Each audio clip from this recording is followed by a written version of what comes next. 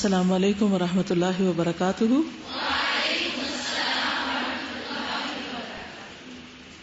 نحمده ونصلی علی رسولہ الکریم، اما بعد فاعوذ باللہ من الشیطان الرجیم، بسم اللہ الرحمن الرحیم، رب اشرح لی صدری ویسر لی امری واحلل عقدۃ من لسانی یفقہوا قولی۔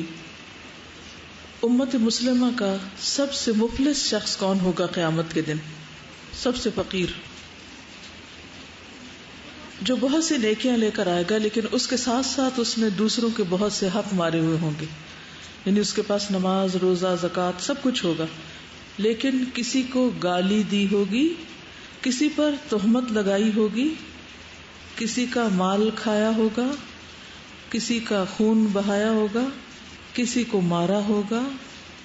ان سب لوگوں کو اس آدمی کی نیکیاں دے دی جائیں گی، اور اگر اس کی نیکیاں ان کے حقوق کی ادائیگی سے پہلے ہی ختم ہو گئی تو ان لوگوں کے گناہ اس آدمی پر ڈال دیے جائیں گے، پھر اس کو جہنم میں ڈال دیا جائے گا، اور یہ اپنے گناہوں کی سزا تو بھگتے گا ہی، ان کی سزا بھی بھگتے گا جن کو اس نے تکلیف پہنچائی تھی۔ تو کون کون سے کاموں سے بچنا چاہیے ورنہ ان کے عوض ہمیں اپنی نیکیاں دینی پڑیں گی؟ نمبر 1، کسی کو گالی نہ دیں۔ دوسری چیز، کسی پر تہمت نہ لگائیں۔ تہمت کیا ہوتی ہے؟ کسی کو بلیم کرنا، الزام لگانا، جھوٹا الزام جس کو کہتے ہیں ہم۔ کسی شخص نے وہ غلطی کی نہیں اور آپ اس کو ذمہ دار قرار دے دیتے ہیں کہ نہیں تم نے چوری کی ہے، یا کوئی اور اخلاقی برائی اس کے اوپر چشمہ کر دینا اس کے سامنے یا کسی اور کے سامنے اس کے بارے میں ایسی بات کرنا۔ اور تیسری چیز، کسی کا مال کھانا، کسی کا مال چوری کرنا۔ تو جو شخص کسی کا روپیہ، پیسہ یا کوئی چیز چراتا ہے تو قیامت کے دن وہ چیز تو ختم ہو چکی ہوگی، اس کے پاس نہیں ہوگی، اب واپس تو کرنی ہے اسے، جس کی ناجائز طریقے پر وہ چیز اس نے لی۔ تو اب کیا کرنا پڑے گا؟ کس طرح بدلہ دیا جائے گا؟ اس کی نیکیوں سے، یعنی اس کی جو بھی ویلیو ہوگی وہ اس کے ایکول نیکیاں اس شخص کو اس کے اعمال نامے سے نکال کے دے دی جائیں گی۔ تو اس لیے انسان کسی کا مال چوری کرنا تو دور کی بات، شک بھی پڑ جائے کہ یہ ہماری چیز نہیں تو اس کو بھی چھوڑ دیں۔ بعض اوقات ایسا ہوتا ہے نا کہ پین ملتے جلتے ہوتے ہیں، اب آپ کا جو تھا اور آپ اسے اچھی طرح پہچانتے وہ تو نہیں، لیکن اس سے ملتا جلتا رکھا ہوا، تو آپ کہتے ہیں میرا اس نے اٹھا لیا ہوگا، چلو میں اس کا لے جاؤں، تو ہو سکتا ہے اس نے نہ اٹھایا ہو جس کا آپ اٹھا رہے ہیں۔ تو شک والی چیز سے بھی بچنا چاہیے۔ کسی کا خون بہایا ہوگا۔ خون بہانے کی کیا قسمیں ہیں؟ مثلا خون کیسے بہاتے؟ قتل تو سارا ہی خون بہانا ہے نا، لیکن اس سے چھوٹے چھوٹے خون بہانا، مثلا کسی کو ایسی مار مارنا، کسی کا دانت توڑ دینا فار ایگزامپل، کسی کو کوئی اور چوٹ لگانا کہ جس کی وجہ سے اس کا خون بہنے لگے، تو والجروح قصاص، تو زخمی کرنے سے جو خون بہتا ہے وہ بھی، اور پھر پورا قتل بھی، دونوں چیزیں اس میں آتی ہیں۔ کسی کو مارا ہوگا، مثلا کیسے مارتے ہیں؟ کیا مارنا؟ تھپڑ مارنا، پتھر مارنا، ڈنڈا مارنا، اور کونیاں مارنا، جان بوجھ کے دھکے مارنا، یہ سب آتا ہے نا اس میں۔ پھر مارنے سے تو بہت سے جملے بنتے ہیں۔ تو ان سب لوگوں کو اس آدمی کی نیکیاں دے دی جائیں گی جو دنیا میں دوسروں کو یہ ساری اذیتیں یا ان میں سے کوئی ایک یا دو یا سب دیتا رہا۔ تو ہمیں کیسا مسلمان بننا ہے؟ یاد رکھیے کہ یہ کسی کافر، مشرک، منافق کی بات نہیں ہو رہی، یہ کس کی بات ہو رہی ہے؟ قیامت کے دن میری امت کا مفلس آدمی وہ ہوگا۔ نبی صلی اللہ علیہ وسلم کی امت کے مفلس کی بات ہو رہی ہے۔ تو ہم ان میں سے کوئی کام کر کے کسی دھوکے کا شکار نہ ہوں کہ ہم تو آپ کی امت ہیں اس لیے ہمیں تو آگے پار کرا ہی دیا جائے گا، چاہے ہم جو مرضی چوری ڈاکہ غصب کرتے رہے، ہم نے تو لا الہ الا اللہ پڑھ رکھا ہے اس لیے کوئی فرق نہیں پڑتا۔ یاد رہے گی یہ حدیث؟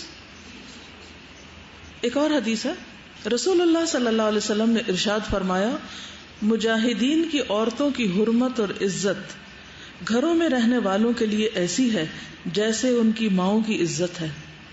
کوئی آدمی گھر میں رہنے والوں میں سے ایسا نہیں جو مجاہدین کے کسی آدمی کے گھر میں اس کے بعد نگرانی کرنے والا ہو، پھر ان میں خیانت کا مرتکب ہو کہ اسے قیامت کے دن کھڑا نہ کیا جائے، پھر وہ مجاہد اس کے اعمال میں سے جو چاہے گا لے لے گا، اب تمہارا کیا خیال ہے؟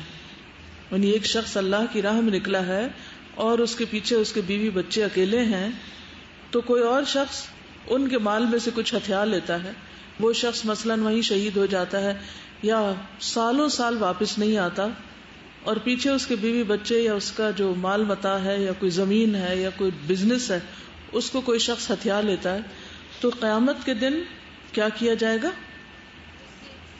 اس کے اعمال میں سے اس مجاہد کو چوائس دی جائے گی کہ آپ جو چاہیں اس میں سے لے لیں.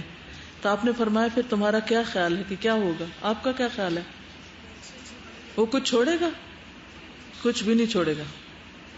اس کے برعکس کچھ لوگوں کا حساب آسان ہوگا، آسان حساب والے. ان میں سب سے پہلے وہ ہے شخص جو لوگوں کو آسانیاں دے. رسول اللہ صلی اللہ علیہ وسلم نے فرمایا تم سے پہلے آدمیوں میں سے ایک آدمی کا حساب لیا گیا تو اس کے پاس کوئی نیکی نہیں تھی مگر یہ کہ وہ لوگوں سے لین دین کیا کرتا تھا. وہ مالدار آدمی تھا، اپنے غلاموں کو حکم دیتا تھا کہ وہ تنگ دست سے درگزر کریں، یعنی غریب شخص سے درگزر کریں. اور اللہ تبارک و تعالیٰ نے فرمایا ہم اس بات کے اس سے زیادہ حقدار ہیں، تم بھی اس سے درگزر کرو. یعنی اللہ تعالیٰ زیادہ حقدار ہے کہ وہ کسی سے درگزر کرے، تو وہ حکم ہوگا کہ تم اس کو چھوڑ دو، اسے سزا نہ دو. ہم کیا کر سکتے ہیں دوسروں کو آسانی دینے کے لیے؟ کوئی چھوٹا سا کام بتائیے جس میں آپ دوسرے کے لیے آسانی پیدا کر سکتے ہیں. کچھ تو سوچے نا، تاکہ ہم بھی کریں اور اللہ تعالیٰ قیامت کے دن ہمارے لیے بھی آسانی پیدا فرمائے. مثلاً دوسرے کو راستہ دینا. پتھر تو بعد میں آئے گا، ہم خود ہی پتھر ہوتے ہیں جو دوسروں کو گزرنے نہیں دیتے. عین راستے میں گلے ملنے لگتے ہیں اور پوری پیچھے لائن کھڑی ہوتی ہے. اور نماز کی صف میں دوسرے کو جگہ دینے کے لیے خود پچھلی صف میں چلے جائیں، جی، تاکہ دوسروں کی صف برابر ہو سکے، ورنہ تو کندھے آگے پیچھے ہوں گے. کسی کو گاڑی میں لفٹ دینا. اور جب کسی سے بات کریں تو اس سے ایسی بات کریں کہ وہ دوسرا جو ہے آپ سے اپنے دل کی بات کر سکے، یعنی کمفرٹیبل ہو آپ سے بات کرتے وقت. کسی کو بعض اوقات اچھا مشورہ دینے سے اس کے راستے آسان ہو جاتے ہیں. اور کسی کو سیکھنے میں کچھ مشکل ہو رہی ہے تو آپ کو کوئی ٹپ ایسی معلوم ہے آپ اس کو دے سکتے ہیں. آپ میں سے ہر شخص یہ سوچے کہ وہ کسی کے لیے کیا آسانی پیدا کر سکتا ہے. دیکھیے اس کا تعلق نا صرف چند چیزوں سے نہیں ہے، اس کا تعلق ہر چیز سے ہے کہ کوئی بھی کام آپ کرنے لگے ہیں، کہیں پر بھی ہیں، تو اس میں دوسروں کے لیے آسانی پیدا کریں. مثلاً اس وقت میں آپ سے بات کر رہی ہوں، اگر میں اس بات کو یہاں بیٹھ کے کروں تو کیا ہوگا؟ آپ کے لیے سننے میں مشکل ہوگی نا، ہے نا مشکل. تھوڑا سا آگے آ جانے سے آپ کے لیے کیا ہو گیا؟ آسانی ہو گئی. اور اگر میں تھوڑا سا اور آگے آ جاؤں تو اعتدال ضروری ہے نا. اسی طرح کبھی بھی آپ کسی سے بات کریں، نہ تو چیخ چلا کے بولیں اور نہ ہی اتنا آہستہ کہ منہ کے اندر ہی بولتے رہیں کہ دوسرے کو سمجھ ہی نہ آئے اور وہ کہے اچھا ذرا دوبارہ بات کریں پھر سے بولیں. تو ہم دوسرے کو کیا کر رہے ہیں؟ اریٹیٹ کر رہے ہیں نا، تنگ کر رہے ہیں، اس کے لیے مشکل پیدا کر رہے ہیں. ایک اور چیز، اس وقت آپ مشکل میں بیٹھے ہوئے ہیں گرمی میں، تو مجھے کیا کرنا چاہیے؟ آپ سب کو یہاں سے چھٹی دے دینی چاہیے، تو آسانی ہو جائے گی نا سب کے لیے. آپ جا کے گھر لیٹ جائیں گے، آرام کریں گے. یا اس میں بھی آپ کے لیے کوئی آسانی ہے جو اس وقت آپ سیکھ رہے ہیں، اس سے بھی آسانی ہو رہی ہے.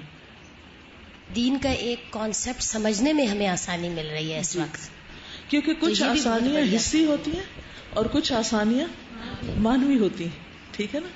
اور ایک اور چیز بھی یاد رکھیے، ان مع العسر یسرا، تنگی کے ساتھ آسانی. تو کچھ جگہیں ایسی ہوتی ہیں کہ جن پہ دوسرا چڑھ نہیں سکتا، تو اس کو چڑھنے میں مدد دے کے وہ اس کو ہو رہی ہے مشکل، لیکن آپ کہتے نہیں چڑھو چڑھو چڑھو اور چڑھا دیتے ہیں آپ، اب وہ اس کے لیے آسانی ہو گئی. تو بیچ میں مشکل سے وہ گزرا ہے، آپ اس کو مشکل نہیں دے رہے، آپ اس کے لیے کیا کر رہے ہیں؟ الٹیمیٹلی اینڈ دیکھنا پڑے گا کہ وہاں کیا ہے. اور اگر اس وقت میں آپ کو چھٹی دے دوں اور آپ کیفیٹیریا میں چلے جائیں تو اس کا اینڈ کیا ہے؟ آسانی. کیا میں آپ کو آسانی دے رہی؟ نہیں، آپ کے لیے مشکل پیدا کر رہی ہوں.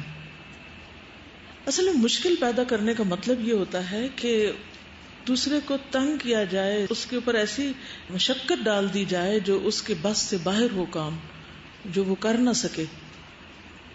مثلاً ہم ڈاکٹر کے پاس ہیں، ہم دیکھتے ہیں کہ ہمارے پیچھے والا شخص کرا رہا ہے، کھڑا نہیں ہو پا رہا ہے، یا کوئی بزرگ ہے، بوڑھا ہے، آپ اپنی ٹرن اس کو دے دیتے ہیں.